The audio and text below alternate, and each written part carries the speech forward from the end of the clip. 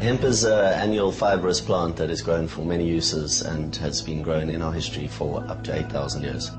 Marijuana is either the recreational use or the medicinal use of the psychoactive compounds within the cannabis plant. Industrial hemp, you get a lot of the strains that don't have the psychoactive compound THC in it at all, so absolutely useless as a drug.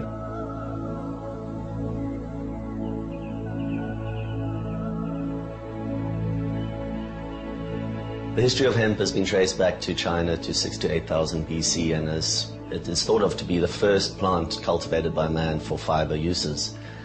From there it can be traced in nearly every culture and every civilization, being used from everything for sails in all the ships that sailed the earth, all the ropes. The first Bible was printed on hemp paper. It was used in the building of the pyramids.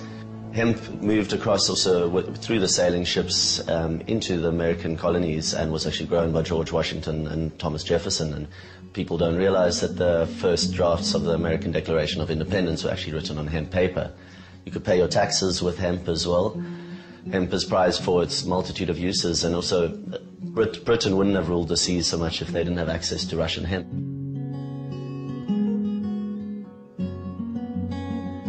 Throughout history, hemp had a very big role in industry, but towards the sort of beginning of the 20th century, it started losing a little bit of market share to cotton, because the hemp fiber it's quite hard to get off the stalk.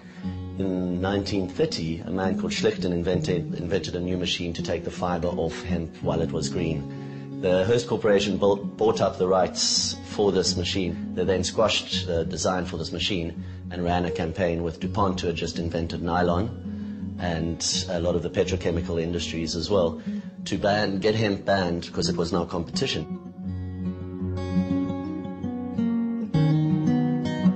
The history is quite involved, but when you look at the facts, there's no ways that this plant is criminalized because as a part of it can be abused. It is because of its threat to major corporations and big business.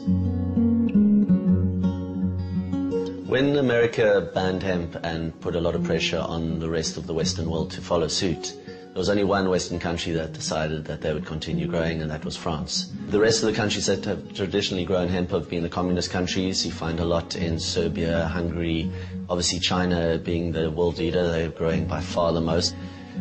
Since the 1990s, there's been a resurgence in the West, and Canada was the first major country that changed, and now they're growing 50,000 hectares at the moment. The UK has now got licenses. Germany, Austria, Switzerland, Australia, New Zealand is looking at changing laws. The major use that most people know these days is for the textiles. The fiber of the hemp is 3 times the tensile strength of cotton, and it's a hollow fiber, so it's a lot more breathable. Wearing hemp, it's comfortable, it's breathable, it's the classic saying is it wears in, not out. The other uses that are coming up in France, they're developing the building industry. What they do is chip up the stalk and mix it with lime, and you actually get this, which is a hemp brick. The other product that's really big in building is the chipboard, which is lighter than wood, it's better insulating than wood, and obviously there are no trees going into it again, and it's on a sustainable basis. Big opportunity for Africa is the nutrition side of hemp. Hemp is the optimum ratio of omega fatty acids for our body, and the protein in it is globulin edestin. And globulin edestin is a very absorbable protein. Your body can digest it a lot easier than it can even the soy protein. So specifically for nutrition blocking diseases such as TB, it makes a very good porridge or a supplement on a daily basis for people who are sick. Besides that, the oil can also be used to make fuel. It makes a really good biodiesel. Another very important use for hemp is paper. It makes up to 4 times as much pulp per acre as trees, and obviously on a sustainable basis, you're getting, after 4 to 6 months, a yield of pulp instead of waiting for 6 to 8 years or even longer for trees. There's now hemp plastic as well, this is amazing. This is coming out of Australia now. People don't realize that up to 50% of our oil goes into making plastics. That even if we stop driving cars today, it wouldn't sort out our fuel problem and our oil problem in the Middle East. So this technology is really exciting.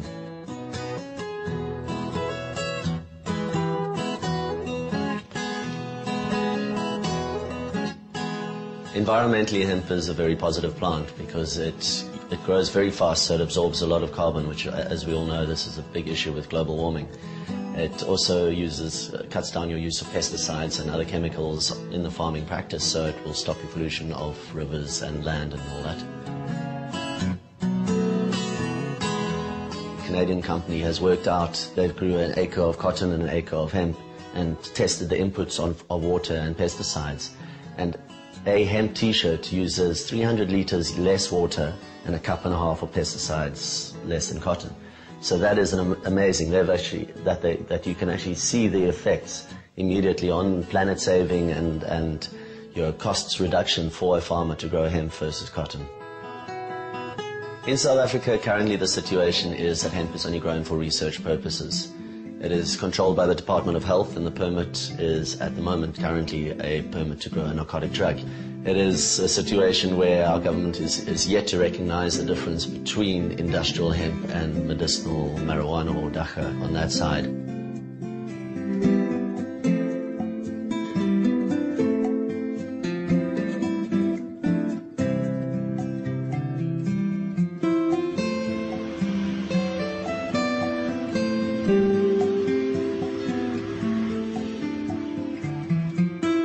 We as Emporium see our role as very much as an educational tool at the moment.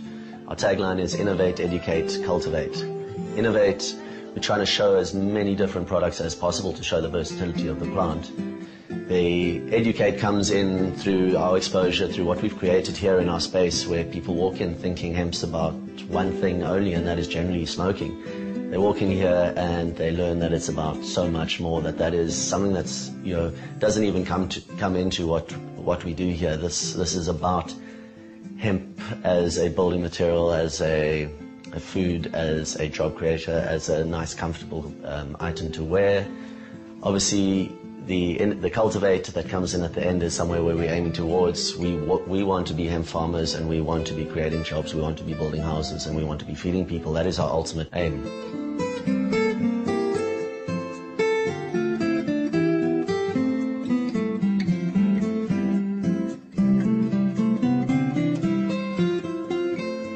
I feel there's a big future for hemp in South Africa in the way that the solutions it offers are so much more needed here than they are in any of the first world countries. Here we need people to have jobs, we need people to be growing organically and looking after our soil, we need people to have houses that are built nicely. They aren't these cement brick house with a tin roof that are absolutely terrible to live in. And then nutrition for people to feed themselves properly and to actually feel full and to have a healthy lifestyle. So it can offer a lot on that side. So yes, the future is bright if we can just get it through the system and get it to a place where a farmer can actually grow hemp as an industrial crop.